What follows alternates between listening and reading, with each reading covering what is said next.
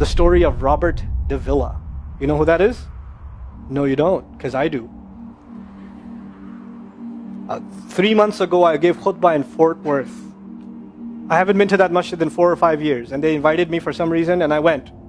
And I gave khutbah there. My khutbah was about dua. An Egyptian fellow comes up to me, a young man came up to me afterwards, he goes, Allah fulfilled my dua today. And I said, what's your dua? He said, my dua was that Nouman Ali Khan should meet Robert DAVILLA. I was like, are you Robert DAVILLA? He goes, nope, I am not Robert DAVILLA. Robert DAVILLA is my friend. But I think Allah is fulfilling my dua. I was like, fire away, I want to know. Robert DAVILLA is a young man who lives in a town 40 minutes past Fort Worth. He was a farmer, young guy. And he was hit with some sort of genetic disorder that kicked in later on in his life, and he became paralyzed from the neck down. And he lives in a nursing home. Most people in that nursing home are 90 years, 100 years. They're really, really old people. And then there's, his room where he's paralyzed neck down. He's the only 30-something-year-old that is in the nursing home, okay? And he's been in that nursing home for the last 10 years. His family got a computer for him that's voice activated, so he can give voice commands, put a headphone on and Google stuff and search stuff so he can surf the web and find information. In his room, and by the way, staunch Christian family, the minister comes and prays for him every week and things like that. And his best friend was in the bed next to him. One of his best friends. He became best friends because he met him at the nursing home. This person was also paralyzed and he needed a new liver. Okay? A liver transplant. He was waiting for a liver transplant. And they used to talk about, God and things like that all the time. They were good friends. Finally, his best friend got a call that there's a donor available for the liver. So he's so excited. He goes, Robert, I'm going to miss you, but I'm going. I've got a donor. So they take his friend and they go into the operation, and his friend died at the operating table. Now his friend, who's also a Christian, the deceased friend, his sister, took one of the amulets of his friend, a crucifix, and she gave it as a gift to Robert. This is a reminder of your old buddy. So he hung it on the side of his hospital bed. Robert DAVILLA lives a pretty decent life in there. The nurses take care of him. He's a happy guy. And one day he goes to sleep and he sees a man in his dream. That man says his name is Muhammad. And he says, pointing at the crucifix, God did not send messengers so they would worship the messengers. God sent messengers so you could worship God. And Jesus was just a man. He walked in the markets and he ate food. He walked in the markets and he ate food, and the dream stopped. He only knows that Jesus was just a man. He knows there's a man named Muhammad that said that to him. He said that messengers came so people could worship God and not the messengers. This is all he knows. So he starts Googling Muhammad. He finds Islam. He takes Shahada. When he takes Shahada, he wants to learn about the Quran. So he goes on these chat sessions and finds somebody needs to teach me Quran. He finds a brother in Egypt that he gets together with on Skype to try to learn Arabic. Learn the Arabic alphabet. Once he learned the Arabic alphabet, he learned to recite the Quran. He memorized 10 surahs from his hospital bed. Then he said, I'm beginning to memorize the Quran and I'm beginning to learn about this prophet, but I need to understand the Quran. So he starts Googling how to understand the Quran. And for some reason, he ends up on my videos. And he starts watching my stuff. And he watched almost everything. And then here's the kicker. In the nursing home, there was an Egyptian fellow that used to come in and do some repair work. The Egyptian fellow has his own awesome story. The guy had basically lost faith. He wasn't religious. The nearest masjid to him was 50 miles away. So he didn't really go to Jum'ah much anymore. But he felt a spiritual void, so he started going to the church just to feel closer to Allah. Raised Muslim. He goes to the church just to feel closer to Allah. He's passing by Robert's room one day and he hears وَالْعَصْرِ إِنَّ الْإِنسَانَ لَفِي خُسْرٍ. So he walks into his room and says, Robert, what are you listening to? Robert says, nothing. That was me. And the guy says, you're Muslim? He goes, yeah, I became Muslim.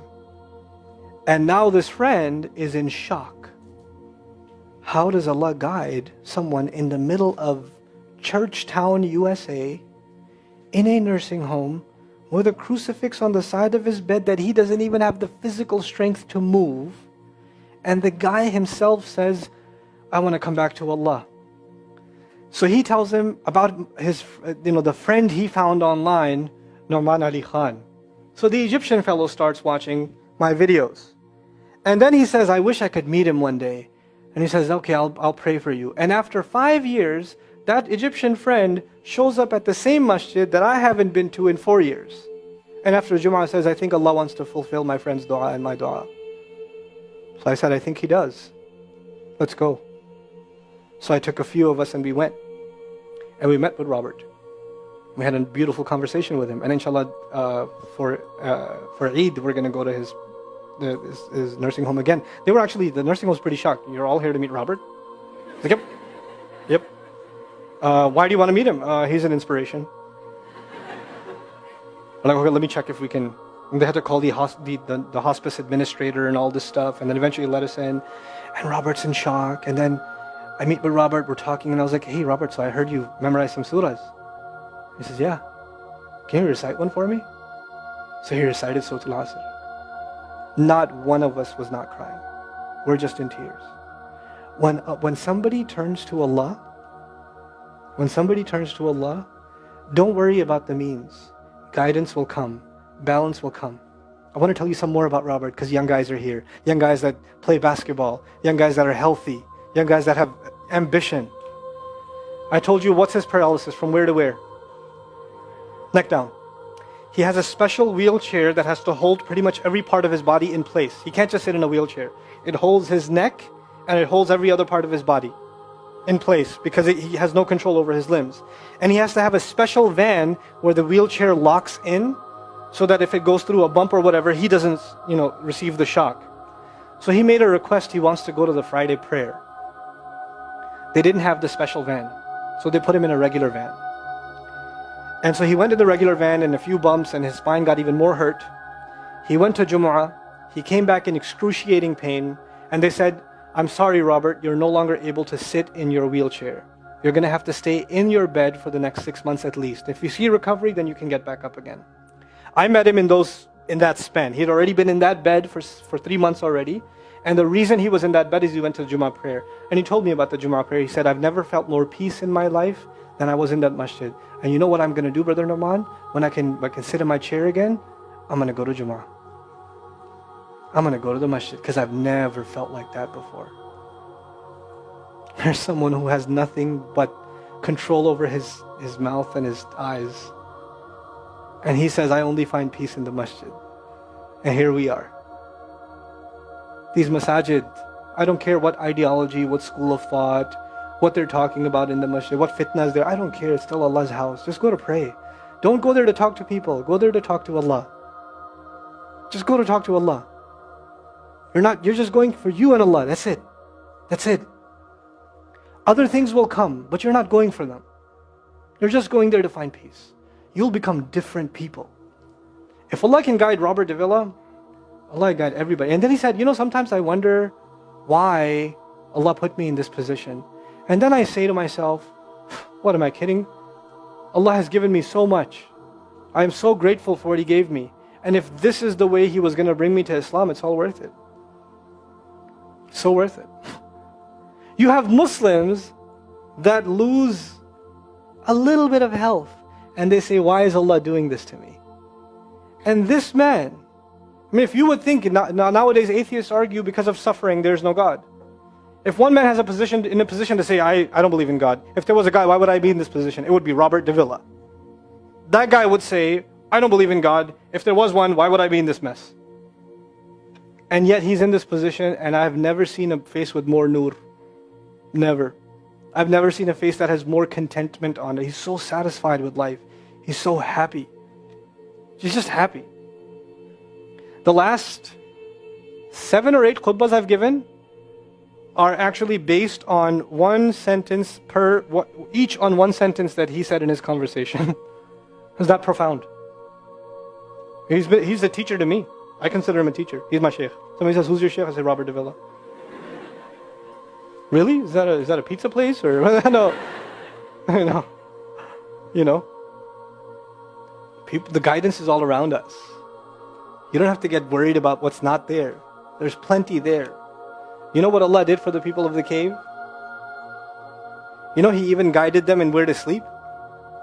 You know He even guided them on where to turn. As the sun was coming, they'd turn away from it. As the sun came from the other side, they'd turn the other way. Allah will guide you in your sleep when you make dua to Him. He'll even guide you in your sleep. Every toss and turn will be guided by Allah. Can you imagine? We shouldn't be skeptical in Allah's guidance. We shouldn't worry about how am I going to find balance. No, that's Allah's job to guide you. Your job is to talk to Him. Your job is to get sincere. That is the message I have for you. That is how we're going to find balance. Honestly. And if once you do that, once you become sincere to Allah, Allah will open doors. Allah will give you friends. Allah will give you teachers. Allah will give you access to resources, all of which are going to bring you closer and closer and closer to Him and to the truth and make life better for the people around you. This is really the gist of what I wanted to share with you.